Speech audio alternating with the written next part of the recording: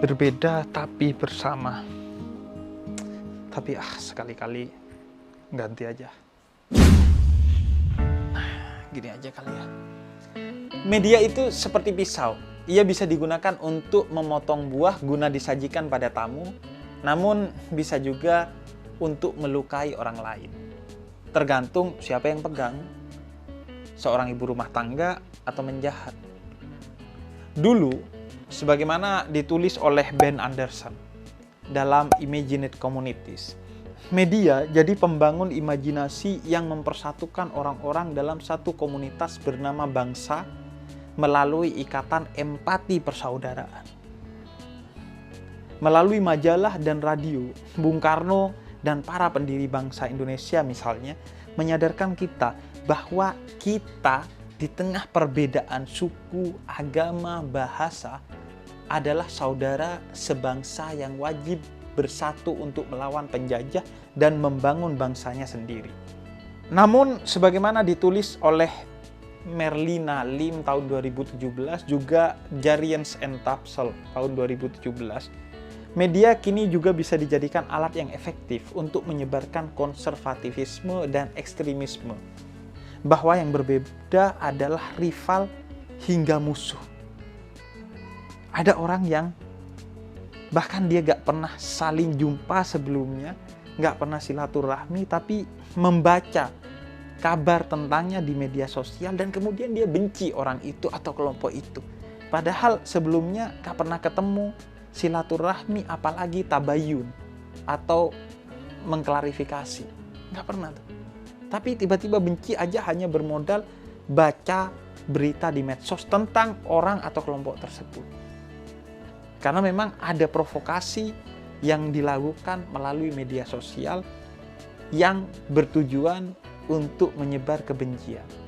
Nah, ini sejalan dengan temuan survei nasional di 34 provinsi pada Oktober 2021 oleh Pusat Pengkajian Islam dan Masyarakat atau PPIM UIN Syarif Hidayatullah Jakarta yang telah berdiri sebagai lembaga penelitian otonom. Kenapa gue tahu banget? Karena itu kampus gue dulunya, S1 dan S2 gue di sana.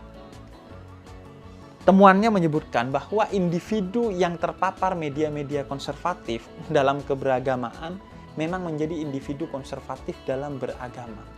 Sebaliknya, individu yang sering terpapar media-media moderat cenderung memiliki tingkat konservativisme yang rendah.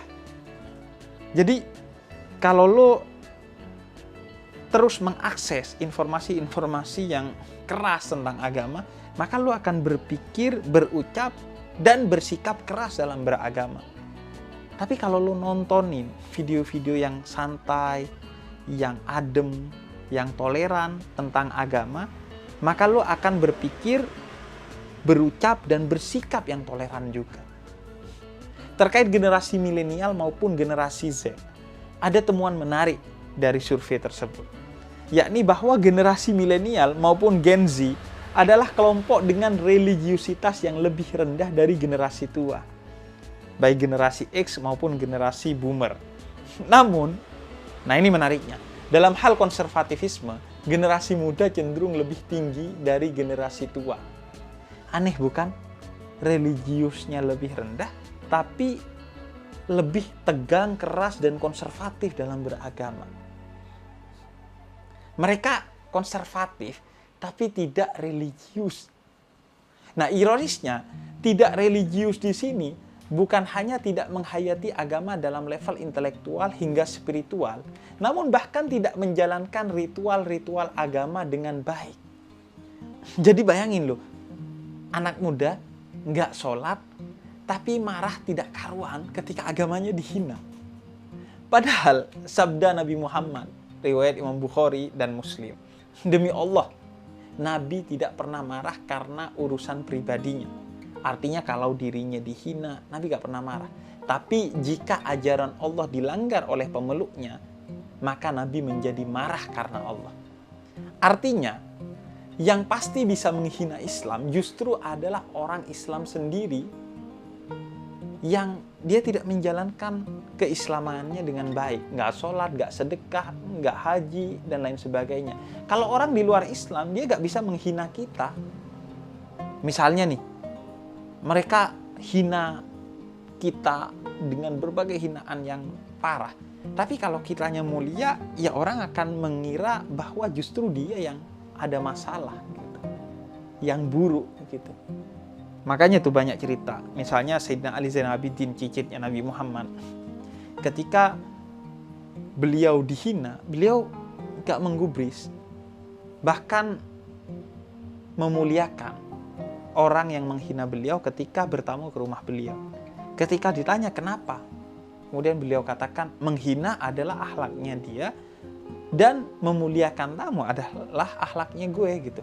Jadi simpelnya kayak lo menghina Mas, maka bukan Mas yang terhina, tapi lo yang akan tampak bodoh, gitu. Nah, menurut survei PPIM tersebut, sebenarnya niat awalnya mulia, di mana para generasi milenial ataupun Gen Z ini itu mengakses konten agama di media sosial untuk belajar dan memperdalam pengetahuan agama.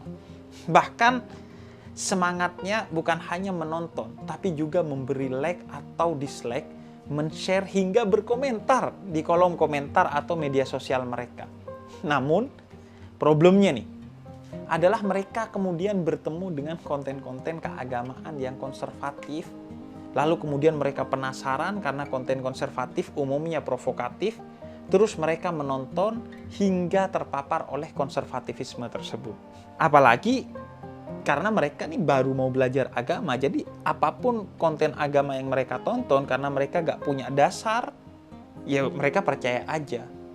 Dan memang temuan riset PPIM setahun sebelumnya, yaitu tahun 2020, menyebutkan bahwa konten konservatif menguasai perbincangan di ranah maya dengan persentase 67,2%. Disusul dengan konten moderat yang hanya 22,2%.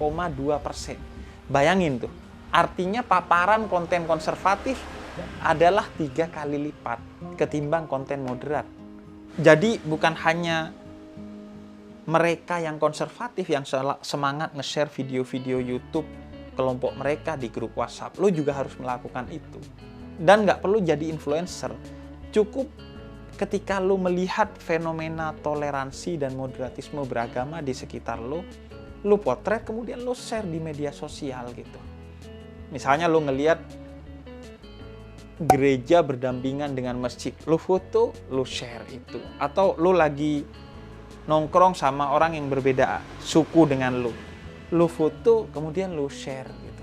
Targetnya adalah sampai foto atau video toleransi seperti biksu yang menuangkan air wudhu untuk seorang ustadz, atau kalau lo pernah lihat foto seorang ustadzah bergandengan tangan dengan biarawati untuk menyeberang jalan. Nah, foto-foto gitu sampai tidak lagi viral. Bukannya gue gak mau foto-foto itu viral, tapi selama foto itu masih viral, berarti foto itu yang bernilai toleransi dianggap luar biasa, belum biasa aja. Nah, target kita sampai foto dan video semacam itu yang bernilai toleransi dan moderasi beragama biasa aja, karena sudah memang di mana saja orang toleran dan moderat dalam beragama. Temuan lain survei PPIM tahun 2021 menyebut bahwa mereka kemudian hanya mengakses konten dari satu sudut pandang pendakwah yang disukainya saja. Pilihannya atas konten dan pendakwah berbasis like and dislike, bukan ilmiah alias benar atau salah. Jadi gak penting tuh benar atau salah, yang penting gue suka, ya udah gue tonton gitu. Artinya mereka mulai fanatik pada satu sosok atau kelompok, sehingga mereka tidak mengetahui tentang pandangan alternatif dari sosok atau kelompok lain, dan menganggap pandangan sosok dan kelompok yang selalu diaksesnya di media sosial sebagai kebenaran tunggal, sedangkan yang lain itu salah, bahkan sesat. Dan memang algoritma media sosial memiliki jebakan itu, yang dinamai dengan echo chamber atau ruang dengung, di mana orang hanya akan disuguhi dan dipertemukan secara terus-menerus dengan apa yang ingin mereka tonton, bukan apa yang perlu mereka tonton. Jadi kayak ketika lo udah nonton seorang ustadz 1 kali, 2 kali, 3 kali, maka lo akan terus disuguhi tontonan tentang ustadz tersebut karena media sosial menganggap lo suka dengan ustadz tersebut. Simpelnya gini, misalnya di YouTube lo nonton seorang ustadz sekali, 2 kali, 3 kali, maka YouTube akan merekomendasikan lo video-video dari ustadz itu karena dianggap lo suka dengan ustadz itu. Atau lo nonton satu tema sekali, 2 kali, 3 kali, maka YouTube akan ngasih lo video-video dengan tema tersebut karena lo dianggap suka dengan tema tersebut. Akhirnya lo fanatik kepada ustadz tersebut dan tema tersebut, sehingga lo gak berkembang. Akhirnya lo terus mendapat pembenaran akan konservatifisme lo, bukan kebenaran bahwa yang berbeda belum tentu salah. Dan perbedaan yang berdasarkan ilmu dalam Islam adalah rahmat atau anugerah. Lu gak ngerti itu soal perbedaan karena lu tidak terbiasa melihat satu tema dari beragam ustadz.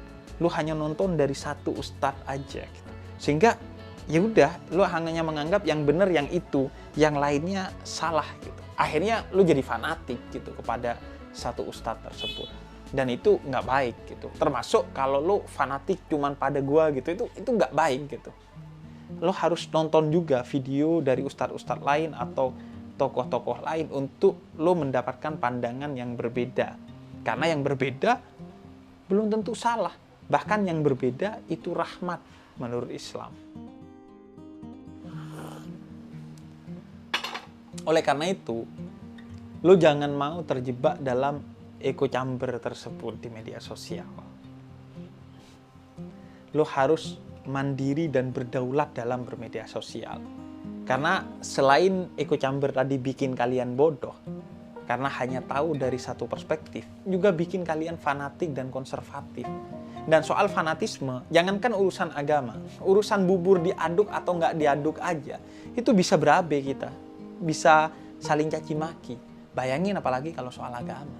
Survei PPIM tahun 2021 menemukan bahwa Gen Z dan diikuti lalu oleh generasi milenial menjadi generasi yang paling tinggi dalam menjadikan media sosial sebagai sumber pengetahuan agama mereka, mengalahkan keluarga sekalipun. Padahal mereka gak kenal keilmuan sosok tersebut. Bahkan bisa jadi seorang anak muda akan mendebat dan menentang tradisi keberagamaan keluarganya dengan tuduhan bid'ah lah, nggak ada dalilnya lah, dan lain-lain, dengan bermodal video yang ditontonnya dan tanpa ia tahu dari mana asal dan dasar tradisi tersebut, karena selama ini ia hanya mewarisi keberagamaan keluarganya, bukan mempelajarinya. Jadi kalau dulu kita diajarkan untuk percaya pada wali kutub, di era digital ini mereka malah percaya wali YouTube. Ganas enggak tuh? Maka kuncinya adalah selain tak pernah fanatik, karena fanatisme itu dilarang dalam Islam, seperti kata Quran dalam beberapa ayatnya bahwa sesungguhnya Allah tidak menyukai segala sesuatu yang berlebihan, sehingga seorang Imam Syafi'i sekalipun mengatakan madhabku benar tapi bisa jadi mengandung kesalahan, dan madhab orang lain salah tapi bisa jadi mengandung kebenaran. Kalau Imam Syafi'i aja mengajarkan untuk gak fanatik, kenapa lo harus fanatik kepada seorang ustadz atau seorang konten kreator di media sosial atau YouTube yang berbicara soal agama gitu? Karena nggak ada yang sempurna dari seseorang. Suatu pendapat atau suatu kelompok itu mereka pasti ada salahnya, nggak semuanya benar. Karena Imam Syafi'i aja menyebut bahwa dalam pendapatnya ada kesalahan. Bahkan beliau pernah punya pendapat lama atau qaul qadim yang kemudian direvisi menjadi pendapat baru atau qaul jadid. Bahkan Imam Malik ketika oleh Khalifah Harun ar-Rasyid kitabnya Al-Muwatta mau dijadikan sebagai pedoman dalam beragama masyarakat di masa itu, beliau gak mau tuh. Karena biarlah masyarakat itu mencari kebenarannya sendiri, di mana menjadikan Al-Muwatta kitab beliau hanya sebagai salah satu referensi aja. Karena nggak ada yang sempurna dari seseorang atau suatu pendapat atau suatu kelompok. Nah, dan yang terpenting juga, berhati-hati serta perlahan tapi pasti dalam mengkonsumsi konten-konten keagamaan khususnya di media sosial. Gunakan critical thinking dan utamanya critical hati. Artinya konten keagamaan yang muncul di media sosial lo coba dikritisi dulu pakai akal lo dan juga dirasakan pakai hati lo. Jangan langsung ditelan aja. Dan kalau lu nanya ke gua apa guidance dalam memilih konten di media sosial terkait agama, maka gua akan kasih rekomendasi merujuk kepada salah satu petuah Nabi kepada Sayyidina Mu'adz bin Jabal ketika beliau diutus ke Yaman untuk berdakwah. Kata Nabi, wahai Mu'adz, kalau mau dakwah, pastikan menggembirakan, memudahkan, dan yang ketiga mempersatukan. Jadi kalau ada orang atau tokoh yang mengajarkan agama dengan ancaman dan ketakutan, mempersulit, serta mencerai-beraikan, maka lu berhak menolaknya atas nama Nabi Muhammad. Dan ingat bahwa inti ajaran Islam adalah rahmat atau cinta dan akhlak. Itulah yang Nabi tanamkan pertama ketika beliau menyebarkan Islam di Mekah sebelum berbicara tentang hukum ini dan hukum itu di Madinah. Akhlak dan cinta. Maka ikuti mereka yang menyebarkan Islam dengan penuh cinta dan akhlak yang agung. Seperti Nabi Muhammad SAW.